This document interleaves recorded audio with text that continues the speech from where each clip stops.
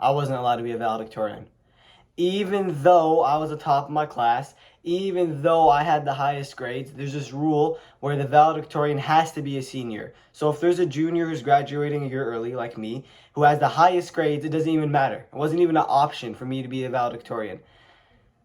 I don't know who made that rule up, but anyways, jokes on them, because it's not like I even wanted to give a speech anyways. I mean, like, honestly, who wants to go stand in front of 1,000 people and give a speech? I know I don't. Feel bad for the guy that has to. I wrote a speech. Stop judging me. So, to whoever has graciously given up like 5 minutes of their time to listen to me yap, I present to you my speech. Oh yeah, and to anyone who's graduating this year or has already graduated, I just want to say congratulations. Honestly, you should be proud of yourself. Even after we received that grade that still haunts us to this day and made us wonder if we would ever graduate high school, here we are. So I want everyone that's listening here to take a moment and thank God for allowing us to be where we're at now and for also everything He's blessed us with. Now, first and foremost, I would like to thank my family, my mother in particular, for pushing me to always do my best in school. Whether that was by her saying that I would not be allowed to touch a video game unless I got my grades up, or by allowing me to stay up all night to finish an assignment that I procrastinated all week to do, I can confidently say that I would not be here if it wasn't for my mother. Let me take you back 3 years ago. I started high school like any other student would.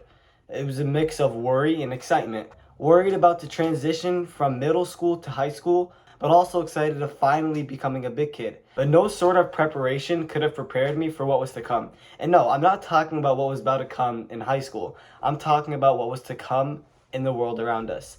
I didn't expect to enter high school the same time the world entered the deadliest war for journalists. I didn't expect to enter high school the same time the world entered a war that caused the most child amputees in the world.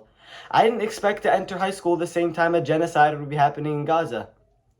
For 3 years, while I was worrying about whether my Spanish grade would be an A by the end of the year, or whether I would get a good grade in the essay I had just written, people in Gaza were literally wondering whether or not they would have food or even live the next day. It would be hard watching the war unfold.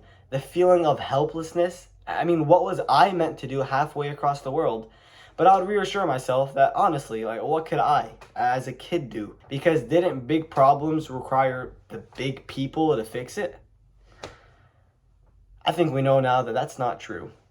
Because was it the government that stopped the Vietnam War?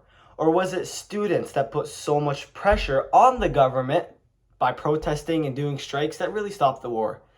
It's time we change our mindsets. Because honestly, we aren't kids anymore. It's time for us to stand against the injustices that are happening in the world around us. If none of the old folks are, then who is? We're literally what people call the next generation. It's time for us to get up and do something.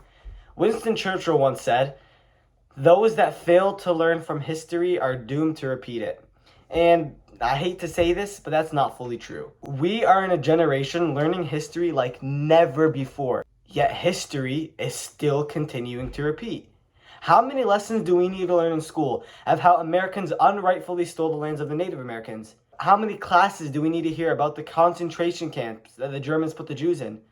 How many stories do we need to hear about how hundreds of thousands of innocent Japanese civilians were literally vaporized in a second during the incident of the bombing of Hiroshima and Nagasaki? If this quote was true, then by that logic, history shouldn't and wouldn't be repeating itself now. But doesn't the occupation and the stealing of land in Gaza sound familiar? Don't the prisons where thousands of innocent Palestinians get thrown into and tortured and sound familiar? Doesn't the bombing of Gaza sound familiar?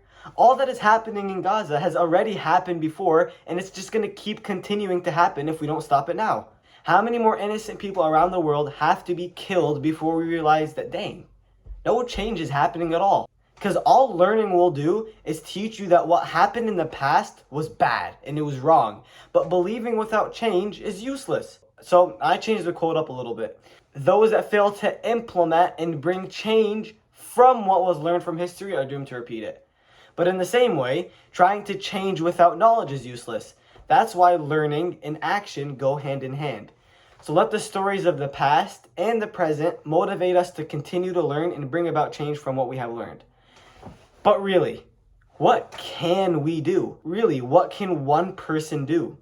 Yeah, I'm actually sick of hearing that. If everyone brings one pebble, then we can collectively create a mountain. I'm not asking you to change the world. All I'm asking you to do is just educate people. Plant the seed in a person's heart and let God do the rest.